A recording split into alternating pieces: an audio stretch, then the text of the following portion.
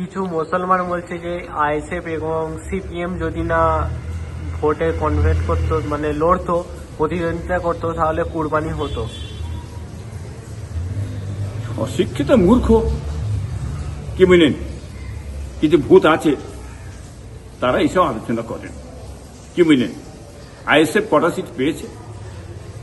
ISF তো একটা পেয়েছে। হ্যাঁ, 31টা সিট দিয়েছিল, তার মধ্যে তো 25টা সিট তৃণমূল নিয়ে নিয়েছে, তারপরে বিজেপি নিয়েছে, একটা সিট পেয়েছে, বামেরও তো একটা পেয়েছে। এটা বাংলা মানুষ দেখতে পেয়েছো তো কারা হয়েছে? হ্যাঁ, কারা এই কথাগুলো বলছে? অশিক্ষিত ভূত নাই বলে, এই কথা বলে ঘা ঢাকা দিলে হবে? এরাই বলছে, এরাই তো নিয়ে এসেছে।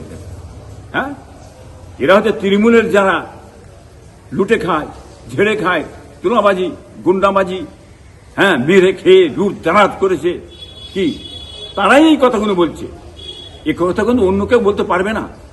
তাদের জন্যই তো তৃণমূল পার্টি ধ্বংস হয়ে গেল, উড়ে গেল, শেষ হয়ে গেল।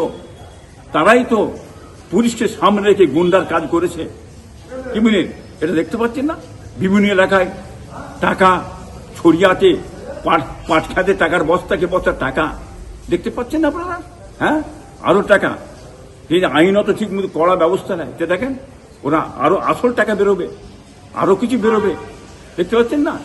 ওইদিকে আপনার সেই বেঈমান আপনার শওকত মোল্লা, হ্যাঁ, আপনার ওই নদীর চর বেঁধে রেখেছে। হ্যাঁ, ক্যানিং নদীর চর বেঁধে রেখে কি আলিশান করে ফেলেছে, হ্যাঁ, ক্যাফে তৈরি করেছে। দেখতে পাচ্ছেন কিসের টাকা, কার বাবার টাকা?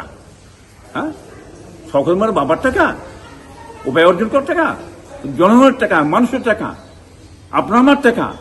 কি মিনে দিয়ে সব করে বিরাট করে রেখে দিয়েছে, কার জায়গা পেয়েছে? তদন্ত করুন না সরকার, এগুলো ধরুন না, সব বেরিয়ে যাবে। এটা তো বুঝতে পারছেন তো?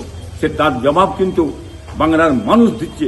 এবং এই প্রশাসন এসেছে, কড়া যদি ব্যবস্থা নেয়, সুন্দর যদি ব্যবস্থা নেয়, ইনশাল্লাহ দেখবেন একটার পর একটা ধরবে, জেলখানা ভরে যাবে, জেলখানা ভরে যাবে। হ্যাঁ, এই দল যে করেছে কাজটা, মোমের মতন গলে বেরিয়ে চলে যাবে। হ্যাঁ, 3 মাসের ভিতরে দেখে নেবেন, আপনারা বুঝতে পারবেন।